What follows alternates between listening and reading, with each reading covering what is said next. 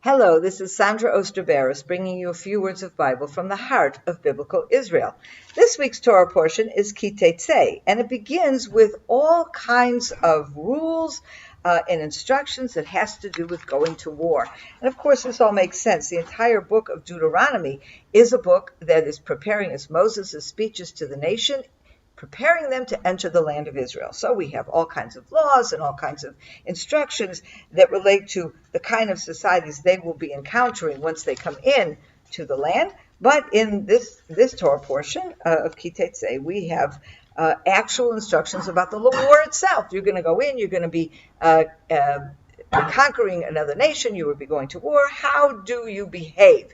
And there are a number of very interesting situations that are discussed here. Of course, there are other things that are involved in different other kind of rules discussed as well. But one of the things that I find very interesting, towards the end of the Torah portion, in chapter 23, again, we're talking about being in an army camp, and there's different ways that you have to behave to the extent of the importance of sanitation, cleanliness, of keeping yourself clean and keeping yourself holy, okay? And then right after this, and there's a statement here in chapter 23, verse 15, there's a statement here that your camp should be holy. And I think that really says it all, okay? You're in war. You're going to be doing all kinds of things that you may not consider holy. That does not give you license to do whatever you want. There are still rules of conduct, and you have to remember that your camp is holy. You are waging this war for a holy purpose. You're conquering the land. You're defending the people against enemies.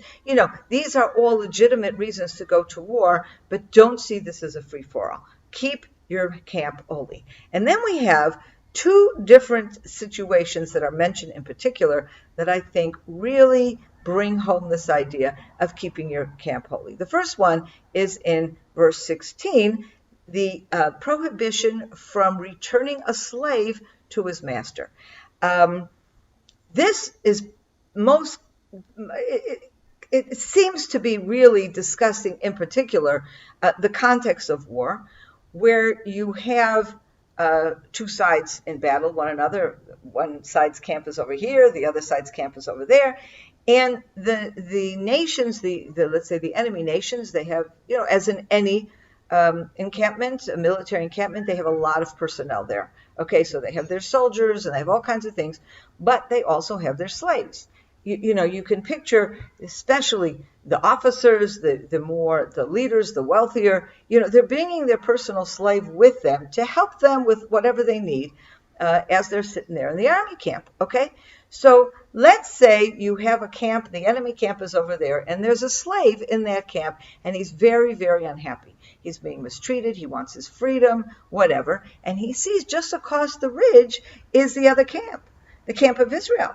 And he says, wow, in Israel, they don't treat their slaves like they treat here. We have limited times of servitude, and they have to be treated very, very well. And there's a lot of rules. We saw these rules in Exodus about how to treat a slave, more like a servant, more even better than a servant sometimes, okay? So he says, gee, that camp is just over there on the other side of the hill. Maybe this is my opportunity. I'm going to run, and I'm going to go over to that encampment. And so what this verse is saying is you have to welcome this slave and give him his freedom and allow him to live wherever he wishes within the nation of Israel. He needs to stay with you wherever he wants. In other words, he has 100% freedom, and you are not to return him to his master. Okay? Now, this is very interesting. I always think of this verse when we study the terrible history of slavery in the United States. And one of the issues that came up there, of course, there was the Underground Railroad, and there were a lot of people, slaves that were escaping from the South to the North, and the North had no slavery. And then the issue came up, yes, but if a slave escapes from the South and he reaches the North, okay, you can say, all right, the North has no slavery, but at the end of the day, in the South, this slave is considered property, and therefore, as in all property, if your property ends up somewhere else, you're supposed to return them to your masters. And in fact, this went to the courts, and at that time, Terrible, terrible. The courts ruled, yes, you return the slave to his master, even though in the North there was no slavery, okay? And so that required, therefore, for these slaves, if they wanted real freedom, they had to go all the way to Canada, okay, where they did not have this idea of returning slaves to their masters. Here we have in the Bible a very clear statement. Slaves are not property, okay?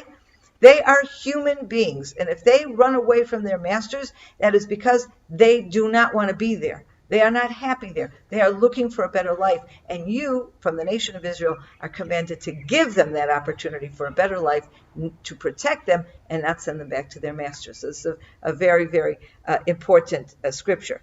The next scripture, though, it also relates in a different way to this idea that your camp should be holy. You should not have there should be no, the word here is kadesha. The kadesha is usually translated as a prostitute or a harlot. There should be no harlots among the daughters of Israel, and there should be no male harlots, whatever that is, among the sons of Israel. So first of all, I think it's very interesting. There's a complete parallel here between the women and the men. This is not something that is seen as only women do, but that both women and men can be involved in prostitution. But given the sense of the context here, and also this use of this word kedesha, it is often understood that not only, but particularly here, it is talking about situations of war. Okay, now it is very common in war that soldiers are out and they can be months away from home, and it was considered in ancient times, and even today, unfortunately, perfectly acceptable for a man to feel he needs to have sexual relations. He's going to find a prostitute. And in fact, there was a profession, okay, of war prostitutes. There were women who said, okay, there's a war, this is a good way to make money, or unfortunately people who didn't have a choice, who were brought into this, whatever reasons, okay, but that women that became available for the men, the soldiers in the army camps.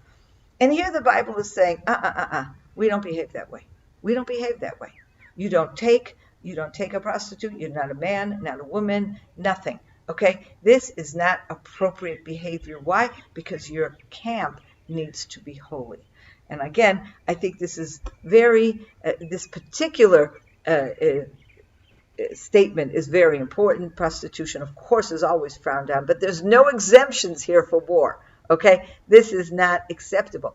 But I think the overall message here is that just because you're going to war and you're killing people doesn't mean you can do whatever you want. You must keep your camp holy. You must keep your moral values intact, because that is the only way that your battle will be justified.